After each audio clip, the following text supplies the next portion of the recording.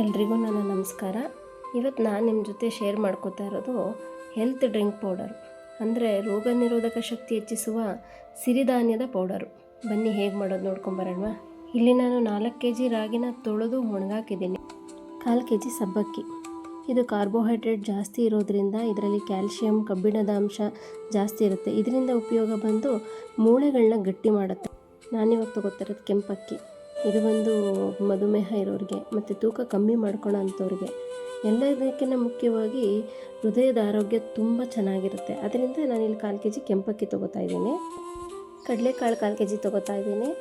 ಇದರಲ್ಲಿ ರೋಗ ನಿರೋಧಕ ಶಕ್ತಿ ಯಥೇಚ್ಛವಾಗಿರುತ್ತೆ ಮತ್ತು ಮಧುಮೇಹ ಇದ್ದವ್ರಿಗೆ, ಪ್ರೋಟೀನ್ ಅಂಶದ ಕೊರತೆ ಇದ್ದವ್ರಿಗೆ ಇದು ತುಂಬ ಒಳ್ಳೆಯದು. ನಾರಿನಂಶನೂ ತುಂಬ ಜಾಸ್ತಿ ಇರುತ್ತೆ.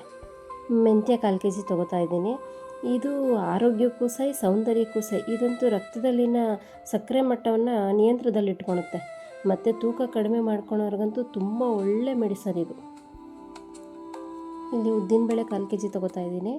ಇದಂತೂ ಮೂಳೆಗಳನ್ನ ತುಂಬ ಗಟ್ಟಿ ಮಾಡುತ್ತೆ, ಆಮೇಲೆ ಜೀರ್ಣಕ್ರಿಯೆಗೂ ತುಂಬ ಒಳ್ಳೆಯದು.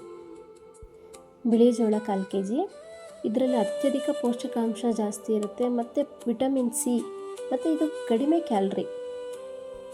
ಅಗಸೆ ಬೀಜ 1/4 kg ತೊಗೋತಾ ಇದ್ದೀನಿ.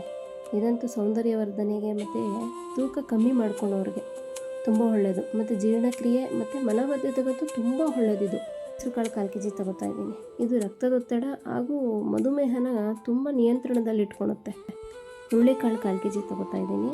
ಇದಂತೂ ನಮಗೆ ಮೂತ್ರಪಿಂಡದಲ್ಲಿ ಕಲ್ಲೇನಾದರೂ ಇದ್ದರೆ, ನೆಗಡಿ, ಕೆಮ್ಮು, ಹೆಣ್ಮಕ್ಳಿಗೆ ಮುಟ್ಟಿನ ಸಮಸ್ಯೆಗಂತೂ ತುಂಬ ಒಳ್ಳೆಯದಿದು.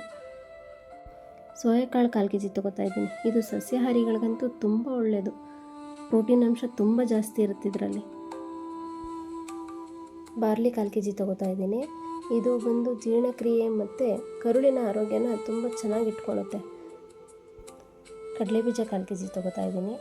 ಇದಂತೂ ಬಡವರ ಬಾದಾಮಿ. ಇದು ತೂಕನೂ ಕಂಟ್ರೋಲಲ್ಲಿರುತ್ತೆ, ಹೃದಯದ ಆರೋಗ್ಯವನ್ನು ತುಂಬ ಚೆನ್ನಾಗಿ ಇಟ್ಕೊಳುತ್ತೆ. ಇಲ್ಲಿ ಬಾದಾಮಿ 1/4 kg ತೊಗೋತಾ ಇದ್ದೀನಿ.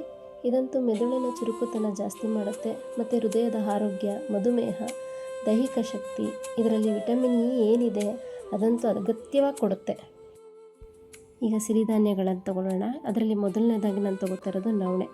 ಇದಂತೂ ಮೂರ್ಛೆ ರೋಗ ಇದ್ದವರಿಗೆ, ನರಗಳ ಶಕ್ತಿಗೆ ತುಂಬ ಒಳ್ಳೆಯದು. ಸಜ್ಜೆ 1/4 kg ತೊಗೋತಾ ಇದ್ದೀನಿ. ಇದಂತೂ ಆರೋಗ್ಯಕ್ಕೆ ತುಂಬ ಉಪಯುಕ್ತವಾದ ಕಿರುಧಾನ್ಯ.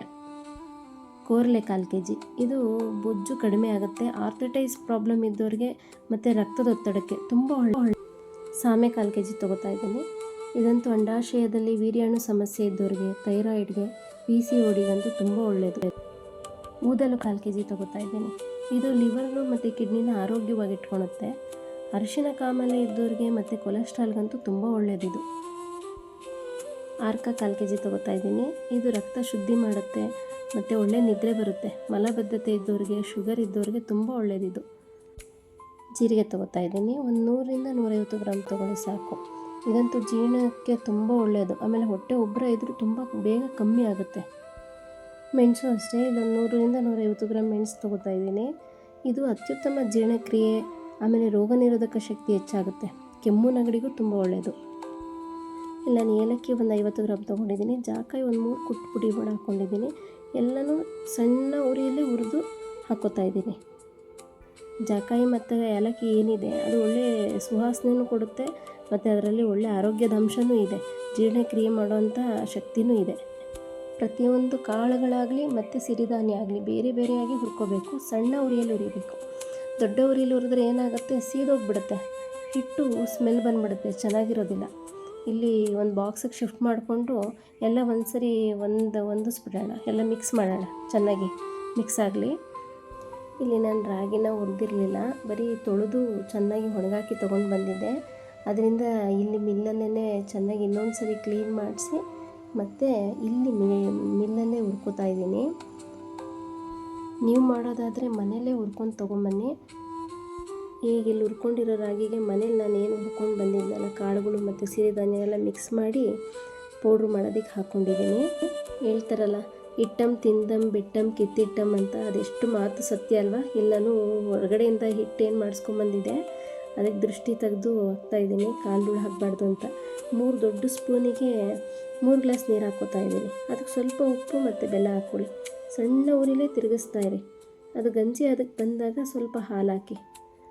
ಇದೀಗ ತಣ್ಣಗಾದಮೇಲೆ ಗ್ಲಾಸ್ಗಳಿಗೆ ಶಿಫ್ಟ್ ಮಾಡೋಣ. ಕುಡಿಯೋಕ್ಕೆ ತುಂಬ ಚೆನ್ನಾಗಿರುತ್ತೆ. ನನಗೆ ಗೊತ್ತಿರೋಷ್ಟು ಅನುಕೂಲಗಳನ್ನ ನಿಮ್ಗೆ ಹೇಳಿದ್ದೀನಿ. ನಿಮ್ಗೆ ಇಷ್ಟ ಆದರೆ ಲೈಕ್ ಮಾಡಿ, ಶೇರ್ ಮಾಡಿ, ಸಬ್ಸ್ಕ್ರೈಬ್ ಮಾಡೋದು ಮಾತ್ರ ಮರಿಬೇಡಿ. Thank you.